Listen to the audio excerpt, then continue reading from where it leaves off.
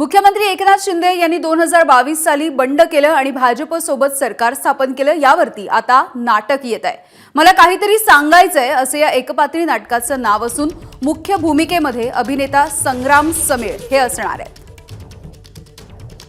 आणि याविषयी बोलत आमचे प्रतिनिधी सूरज सावंत आहेत आपल्यासोबत। सूरज, यामिनी, आपण जर पाहिलं तर महाराष्ट्राच्या राजकारणात आता एक जे राजकारण घडलेलं आहे ते आता रंगमंचावर येऊ पाहत आहे।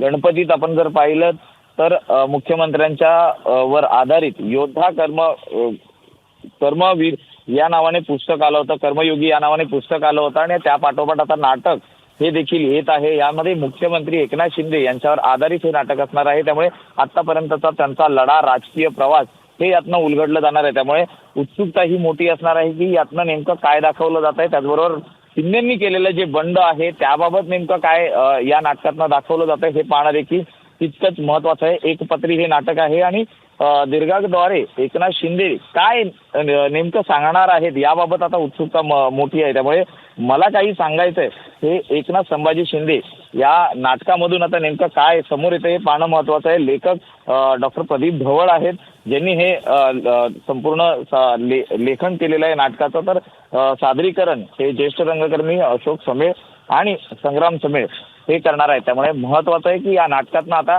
काय नेमकं समोर येत आहे, उत्सुकता ही प्रेक्षकांमध्ये मोठ्या प्रमाणात आहे। सध्या हे नाटक सेन्सर बोर्डाकडे आहे, त्यांच्या अप्रुव्हल नंतर लवकरच ते प्रदर्शित केलं जाणार असल्याचं सांगितलं जात आहे। सूरज, याआधी आपण पाहिलेलं आहे धर्मवीर सारखे चित्रपट जेव्हा आलेले होते त्यामध्ये सुद्धा एकनाथ शिंदे यांचं पात्र होतं, त्यांची भूमिका होती। आता हे नाटक सुद्धा निवडणुकांच्या पार्श्वभूमीवरती येत आहे।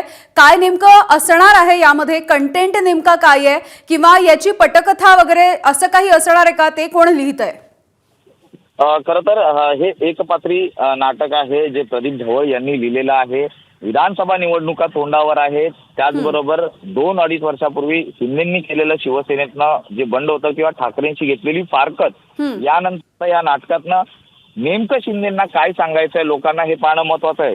काय तर आतापर्यंत केलेला जो संपूर्ण राजकीय प्रवास आहे, त्याचबरोबर जे ठाकरेंशी जे केलेलं बंड होतं त्यामागचं नेमकं कारण काय आहे आणि का हा निर्णय घ्यावा लागला या संदर्भातल्याच महत्वाच्या गोष्टींवर हे आधारित नाटक असू शकतं असं सांगितलं जात आहे।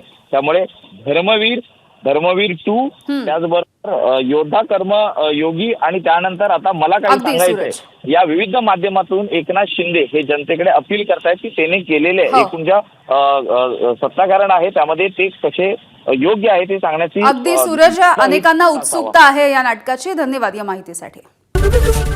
एबीपी माझा, उघडा डोळे बघा नीट।